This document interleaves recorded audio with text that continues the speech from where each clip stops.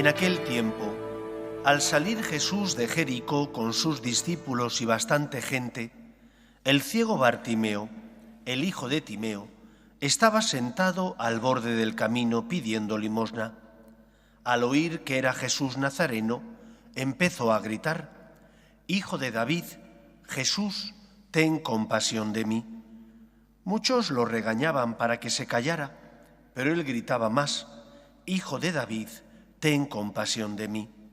Jesús se detuvo y dijo: «Llamadlo». Llamaron al ciego diciéndole: «Ánimo, levántate, que te llama». Soltó el manto, dio un salto y se acercó a Jesús. Jesús le dijo: «¿Qué quieres que haga por ti?». El ciego le contestó: «Maestro, que pueda ver».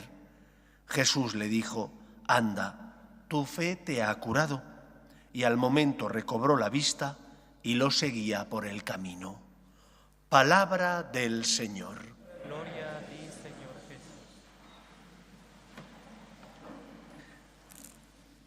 Hemos escuchado en la primera lectura cómo Dios prometió que enviaría al Salvador del mundo y que ese Salvador vendría no a sanar y salvar a los perfectos, sino a los enfermos.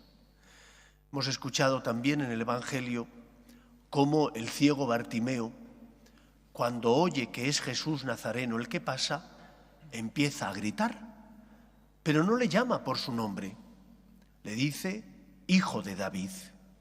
¿Por qué emplea este término? Hijo de David era un término reservado exclusivamente para aquel que era el Mesías, el Salvador. Por lo tanto, lo primero que nos enseña el Evangelio de hoy es que Dios cumple su palabra. Dios había hecho una promesa al pueblo de Israel, se la había hecho en primer lugar al rey David, de que uno de su descendencia sería el Salvador del mundo. Y Dios cumple su palabra, envía a su Hijo al mundo, no para condenar al mundo, sino para que el mundo se salve por él. Dios actúa en la historia de los hombres. Lo que ocurre es que no sabemos los tiempos de Dios y por eso tenemos que aprender a confiar en Él, a saber que el Señor tiene sus tiempos y que aunque en muchos casos tú te esfuerzas por no caer en la tentación, rezas, te confiesas con frecuencia, vas a misa habitualmente y sin embargo sigues experimentando debilidad, pon en Dios tu esperanza, confía, persevera, no te vengas abajo, confía en el Señor que ha prometido que su Hijo vino al mundo para salvar al mundo y no para que el mundo se condene por él. Por lo tanto, confía en la gracia de Dios, fíate de Él, Él es el Señor de la historia. Tú no sabes ni cómo ni cuándo, pero Él sí que sabe cuándo actúa y cómo actúa. Esa es la primera enseñanza de este Evangelio. Dios es fiel y cumple su palabra.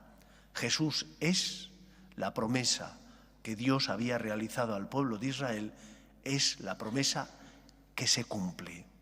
Es el cumplimiento de esas promesas que Yahvé había realizado. En segundo lugar, el ciego Bartimeo denomina a Jesús Hijo de David. No tiene reparo en decir: yo creo que tú eres el Mesías. ¿Cuántas veces nosotros sentimos vergüenza? Nos hemos encontrado con Dios. Sabemos que Dios existe. Hemos tocado su amor, su misericordia. ¿Qué testimonio estamos dando en el mundo? Tenemos miedo a decir: creo en Dios, sé que Dios existe y por eso sé que no todo está permitido y que por lo tanto existen cosas que son buenas y otras que son malas y solo cuando evito el mal soy verdaderamente libre. Porque ¿cuántas veces nos cuesta dar testimonio de Dios en el mundo? No se trata de que tengas que ir proclamándolo o ponerte un pectoral como si fueras un obispo para que se note que eres cristiano. Se tiene que notar en tus obras, en tu manera de comportarte, en tu forma de vivir, también en la humildad de reconocer tus errores y pedir perdón, en la humildad de reconocer los dones que Dios te ha dado y dar gracias por ellos, e intentar que den el fruto al que el Señor tiene derecho. qué envidia siento del ciego Bartimeo en mi propia vida. Porque cuántas veces yo no soy testigo de Dios y no soy capaz de decir, Hijo de David, ten compasión de mí. No soy capaz de proclamar porque me da vergüenza, porque me van a señalar con el dedo. Por ejemplo, vas a comer fuera de casa. ¿Te santiguas para bendecir la mesa? No digo que hagas una oración extensísima y en voz alta que violente a los que no tienen fe, pero yo cuando salgo a comer a un restaurante siempre me santiguo, siempre, y bendigo la mesa en silencio, pero me santiguo públicamente, porque soy cristiano, porque creo en el Señor. Hacer eso no significa que si no lo haces no estés creyendo en Cristo, pero los cristianos tenemos que dar testimonio, defendiendo, por ejemplo, la vida desde su inicio, que es la concepción.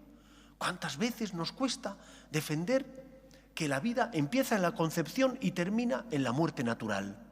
Nos callamos porque tenemos miedo, porque a lo mejor nuestros amigos opinan de otra manera.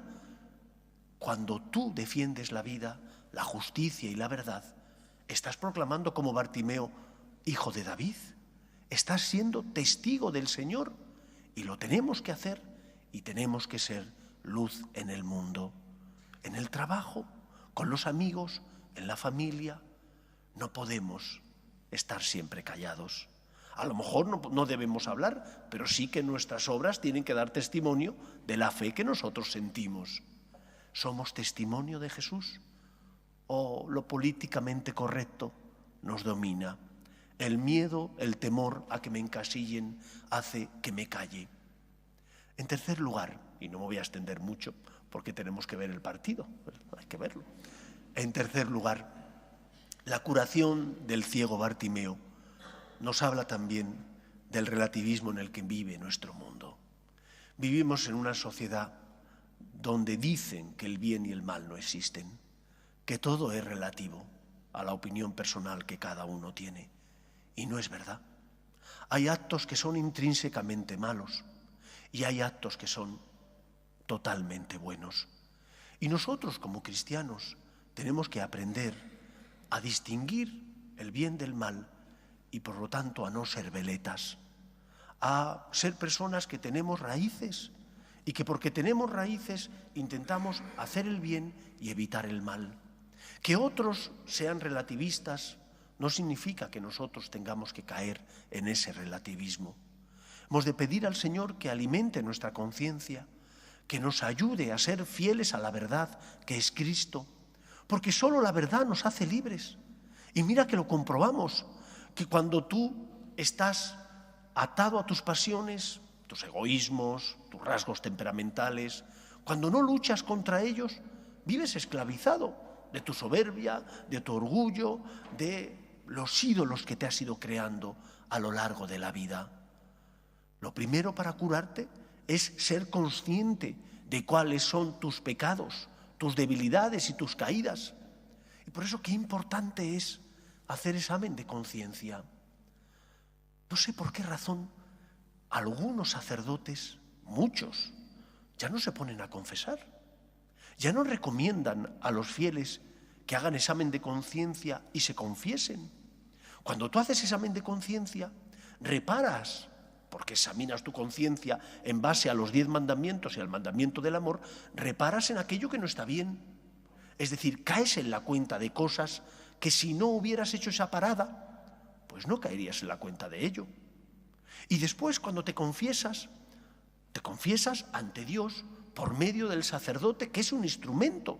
Claro que el sacerdote también tiene pecado, pero el sacerdote como pastor puede dirigirte y orientarte, porque hay pecados que son más graves y otros que son menos graves. Y todos sabemos que a veces nos puede ocurrir como aquellos que tienen un doctorado en copiar en los exámenes. Al principio se ponen colorados, pero después cuando ya tienen un doctorado, porque todos los exámenes copian, oye caray, es que son expertos, son maestros, ya no se ponen colorados. ¿Por qué? Porque se han acostumbrado. ¿Cuántas veces al principio me duele mi pecado? Pero cuando ese pecado una y otra vez vuelve a tener lugar en mi vida, pues ya me acostumbro y lo que antes me parecía muy malo, ya no me parece tan malo. He relativizado su importancia.